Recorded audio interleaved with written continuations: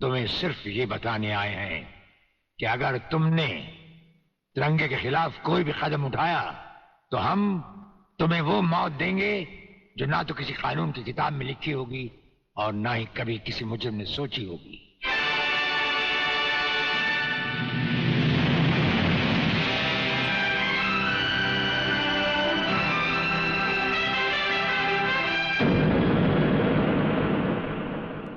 Hello, inspector Wagle speaking. No, suspended inspector Shivajirao Wagle speaking. Sir, DSP साहब ने आपको अर्जेंट बुलाया है, कल से ड्यूटी ज्वाइन करनी। फिर? इंस्पेक्टर वागले, तुम्हें शायद मालूम नहीं कि तमाम पुलिस ऑफिसर्स की फाइल्स देखने के बाद ब्रिगेडियर सूर्यदेव सिंह ने सिर्फ तुम्हें चुना है। सर, अब तुम दोनों को मिलकर काम करना है, लेकिन तुम पूरब हो तो वो पश्चिम है। इसलिए सीनियर ऑफिसर होने के बावजूद मेरी तुमसे रिक्वेस्ट है कि ब्रिगेडियर सूर्यदेव सिंह के साथ मिलकर जो भी खेल खेलना, शांति और ठंडे दिमाग से खेलना। सर।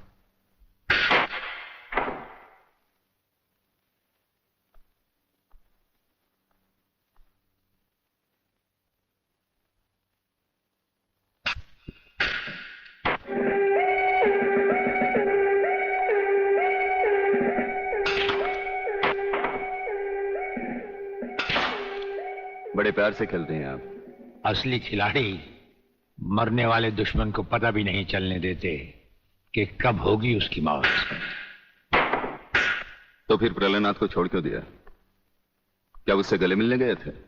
गले मिलने गए थे? उसके गले का माप लेने गए थे कि वो फंदे की मौत मरेगा या हमारे पंजे की। वागले, गर्मजोशी अच्छी चीज है लेकिन हमेशा काम नहीं आती। तुमने तो देखा ही होगा, इसी गर्मजोशी की वजह से तुम कई बार सस्पेंड हो चुके हो। नौकरी की परवाह है किसको? यहां है कौन अपने पीछे रोने वाला? इस ईमानदारी की वजह से बहुत कुछ भुगता है, कोई तकरार नहीं है सर। लेकिन ये गुनाहगार कानून को हाथ में लिए फिरते हैं और मैं हमेशा कानून के दायरे में रहकर काम नहीं कर सकता। अपना तो उसूल है, पहले लात फिर बात, उसके बाद मुलाकात। भाई वागले, अपना तो उसूल है, पहले मुलाकात फिर बात और फिर अगर जरूरत पड़े तो लात। बड़ी उम्मीद थी आपसे, लेकिन अब पता चला आपका रास्ता अलग, मेरा रास्ता अलग। आप नरम खून के, मैं गर्म खून का। हम एक साथ काम नहीं कर सकते सर। वागले, तुमने समझा कि जिंदगी में सिर्फ तुमने ही बहुत कुछ खोया है। इस इंसान को देखो, जब चाहता एक घर बसा सकता था, लेकिन नहीं, इस अकेली जान को हमने अपने देश के लिए उठा रखा है। दोनों का मकसद एक है, मंजिल एक है, सिर्फ रास्ते अलग अलग हैं। नहीं वागले, हमारे रास्ते भी एक हैं, मंजिल भी एक है। और फिर इतनी बड़ी दुनिया में तुम्हारा कौन है? कोई भी नहीं, सिवाय फर्ज के। इस दुनिया में हमारा कौन है? कोई भी नहीं, सिवाय फर्ज के। अगर फर्क है तो सिर्फ सोचने के ढंग में और काम करने के तरीके में। अब हमें इस फर्क को मिटाते हुए ये युद्ध एक साथ लड़ना होगा।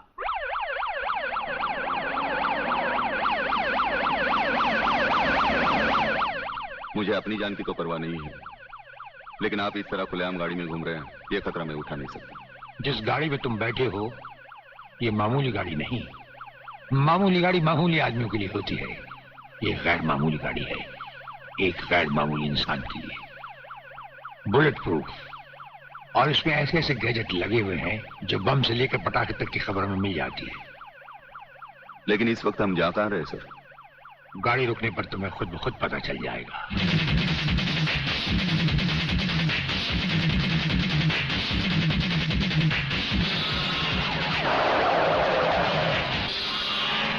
वागले, यहां हमारा घर है।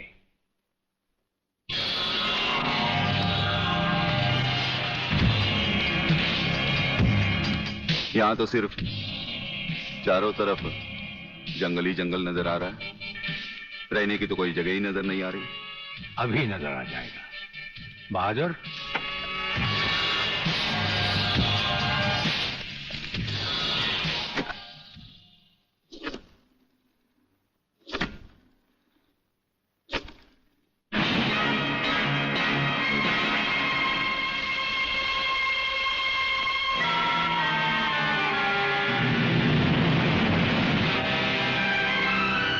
वागले, ये ऐसा बंकर है जिसका अता पता सिर्फ हमें या एक हमारे खास आदमी खबरीलाल को है, और आज से तुम्हें होगा।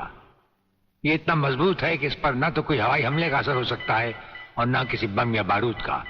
दुश्मन तो क्या, हमारी इजाजत के बगैर परिंदा भी पर नहीं मार सकता।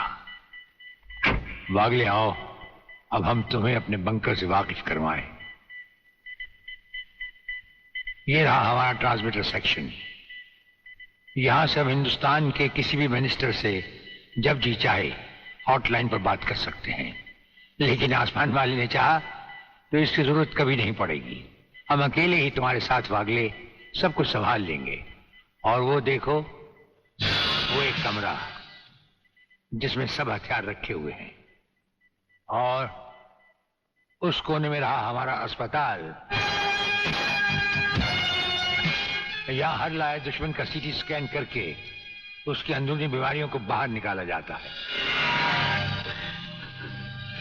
मुझे छोड़ दीजिए ब्रिगेडियर साहब, मैं सच कहता हूं, मैं प्रलयनाथ के बारे में कुछ नहीं जानता। मुझे छोड़ दीजिए ब्रिगेडियर साहब। और छोड़ तो तुम्हें जरूर देंगे, लेकिन तुम मोटे बहुत हो, थोड़ी चर्बी कम होने के बाद। यह अस्पताल मेरे हवाले कर दीजिए सर। चर्बी कम करने के बहुत से तरीके मुझे मालूम है। हाँ, गुड वागले।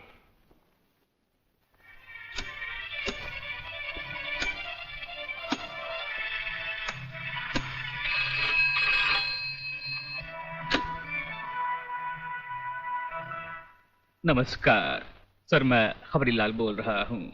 ओ खबरीलाल, आज के मुख्य समाचार ये हैं कि प्रलयनाथ गुंडा स्वामी ने खतरनाक किलर बब्बन खूनी को आपको खत्म करने के लिए एक बहुत बड़ी सुपारी दी है। हमारे नाम की सुपारी खाने वाले को जिंदगी भर दांत चबाने पड़ेंगे।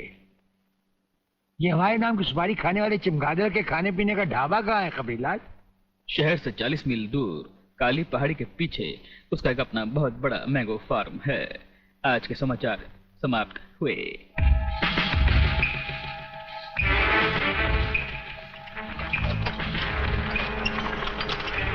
शोबे गंगवा, ये माल जो तू आसाम और यूपी भेज रहा है तगड़ा है ना?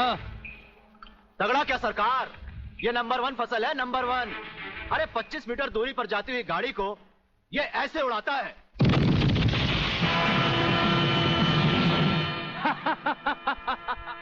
देखा सरकार, ये अपनी बम फैक्ट्री में बना हुआ मैंगो का कमाल। यूपी और असम में आतंक फैलाने के लिए ये माल तो ठीक है, पर मुझे वो माल बता जो ब्रिगेडियर सूर्यदेव सिंह को उसकी गाड़ी के साथ जलाकर उसे राख कर दे। वो भी तैयार है सरकार। ये देखिए छोटा सा हापुस जो 50 मीटर की दूरी पर जमीन पर गिरते ही ऐसा फटता है कि मरने वाले की हड्डियों का सुरमा बन जाता है। ये देखिए।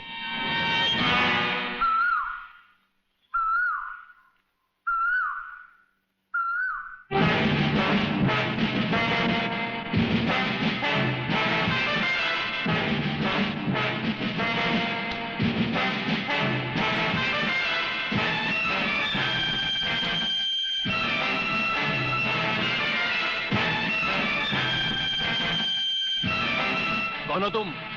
लगता है बब्बन मियां ने कल रात अपनी आंखों में सुरमा नहीं लगाया, जरा कम दिखाई देता है। ब्रिगेडियर सूर्यदेव सिंह? हाँ, ब्रिगेडियर सूर्यदेव सिंह। बब्बन मियां, हमें तो उसी के हाथों से मरना है जिसने हमें इस दुनिया में पैदा किया। तुम सब अपने आप को हमारे हवाले कर दो, वरना तुम्हारा बनाया हुआ आमों का बागीचा तुम सबका अपने हाथों से बनाया हुआ कब्रिस्तान बन जाएगा। तो आओ आगे और पकड़ लो मुझे, मगर इतना याद रखना कि जहां तुम खड़े हो उस पेड़ से लेकर मैंने अपने चारों तरफ माइंस बिछा रखी हैं। अगर इसके अंदर तुमने पैर रखने की भी कोशिश की तो तुम्हारे चींचड़े उड़ जाएंगे। यकीन नहीं आता तो ये देखो।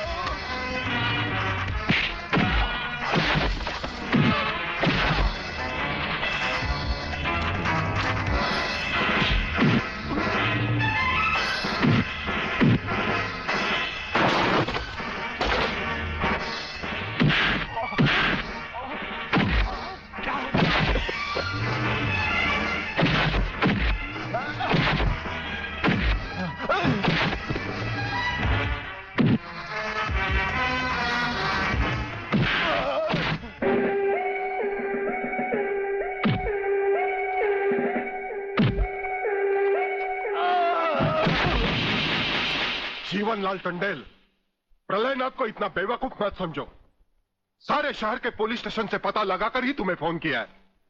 अगर होम मिनिस्टर होते हुए तुम्हें यह पता नहीं है तो मुझे कल तुम्हारा रेजिग्नेशन चाहिए, समझे? अरे जानते हो, बब्बन और उसके साथियों ने जबान खोल दी तो सूर्यदेव सिंह हमारे लिए नर्क के दरवाजे खोल देगा। जल्दी से पता लगाओ और उन सबको छुड़वाओ। Yes, DCP Pathania speaking. अरे इंग्लिश को मारो गोली और हिंदी में समझो। मैं जीवनलाल बोल रहा हूं, जीवनलाल टंडेल।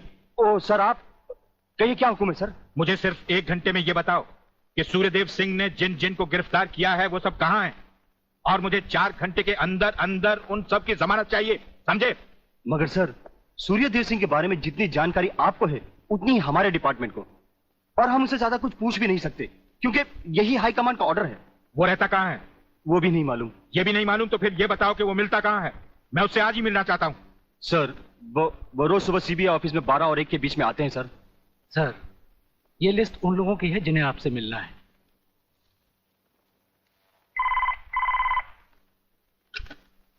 सर, मंत्री जी आपसे मिलना चाहते हैं। टंडेल का नाम है क्या इसमें? जी नहीं सर।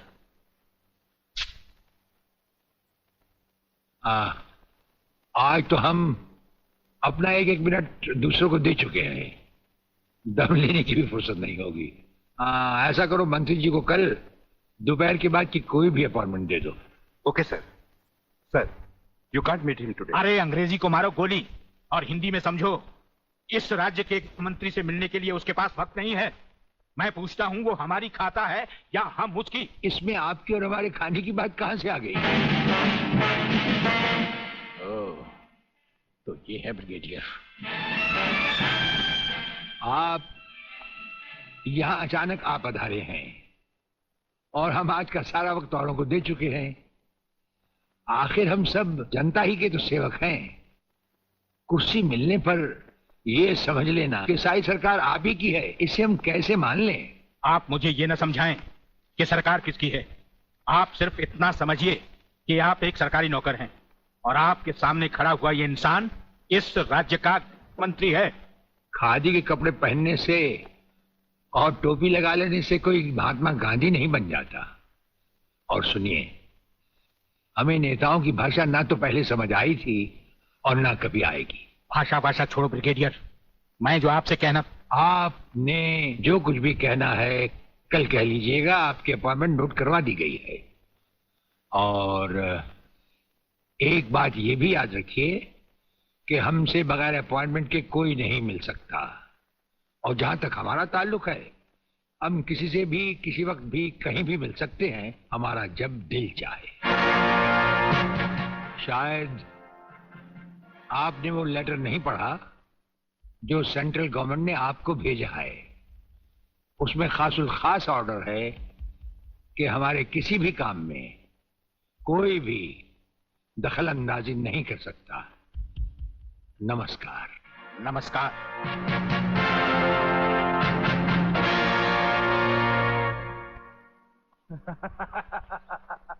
रियली? ओए, हाँ, गुड मॉर्निंग अंकल। अरे अंग्रेजी को मारो गोली और हिंदी में बात समझो। हिंदी में तुम ये बताओ, तुम्हारे पिता कहाँ हैं? पिताजी, अंकल तो ऊपर बैठे हुए हैं, आप ही का इंतजार कर रहे हैं। राधा, तुम्हारे पिताजी बड़े उखड़े हुए लगते हैं। लगता है there is something wrong in the ministry. अरे रॉन्ग हो या राइट, यही समझना होता तो मैं भी तुम्हारी तरह खादी के कपड़े पहन लेता। अरे सरकारी लेटर से मुझे क्या लेना देना? देखो, तुम अभी से इतने ढीले पड़ जाओगे तो पूरी सरकार को भारतवर्ष से कैसे खत्म करोगे? वो सिर्फ एक मिलिट्री ऑफिसर है और हमें पूरी मिलिट्री फोर्स के साथ लड़ना है। भूल जाओ सारी बातें और फाड़ दो वो लेटर। देखो, उसका ट्रांसफर ना हो तो ना सही, उसकी बातें हमें पता न चले तो न सही, लेकिन उसकी मौत का बंदोबस्त तो मैं कर सकता हूं। प्रलयनाथ, वो मर गया तो ये नेता भी कुर्सी समेत जल गया, समझो। वो मरेगा भी और तुम कुर्सी के साथ जियोगे भी। आप किसकी बारी है जनरल साहब?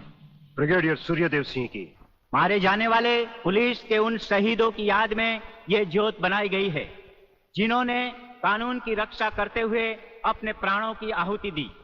आज के इस समारोह के मुख्य अतिथि माननीय मंत्री श्री जीवनलाल टंडेल हैं।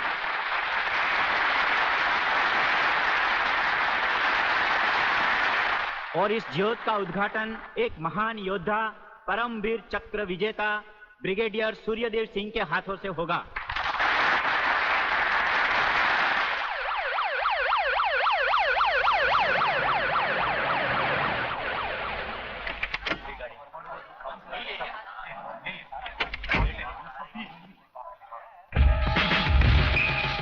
Welcome, welcome. प्लीज।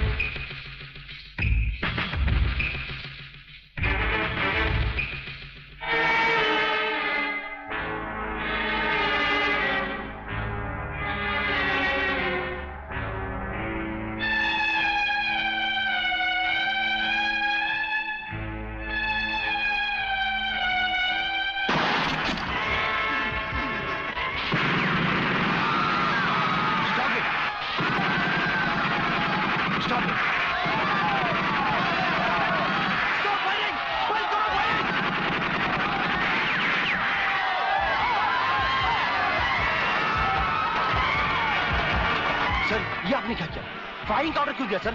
आपकी एक गलती से कितनी जाने गई, इसका जवाब कौन देगा ब्रिगेडियर साहब? मिस्टर तिवारी, इसका जवाब अब ब्रिगेडियर को ही देना होगा, और वो भी अदालत में।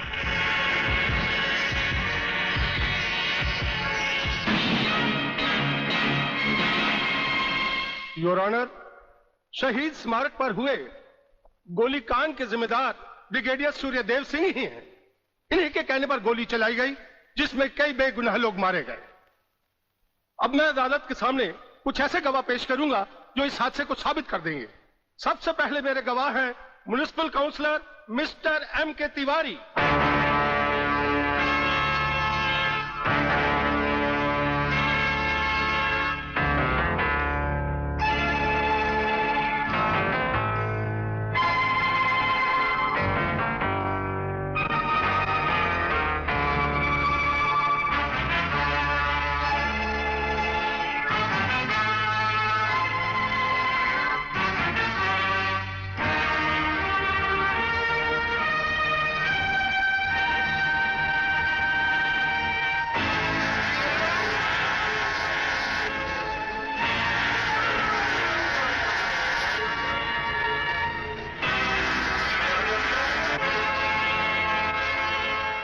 योर ऑनर, अब हमारा आखिरी एक ऐसा चश्मदीद गवाह है जिसकी सच्चाई पर कोई शक नहीं कर सकता, और वो है इंस्पेक्टर शिवाजीराव वागले।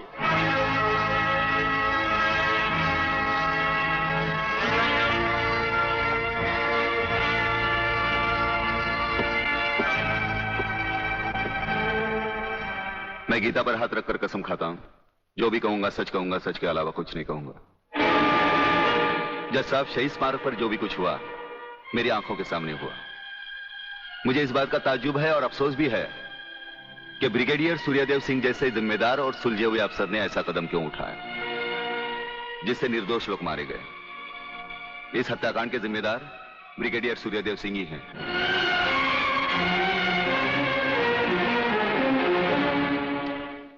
ब्रिगेडियर सूर्यदेव सिंह, अदालत ने आपके खिलाफ सारे बयान सुने। आप अपनी सफाई में कुछ कहना चाहेंगे या आपका कोई वकील है? हम अपनी डिफेंस खुद करेंगे, सिर्फ आपकी इजाजत चाहिए। इजाजत है?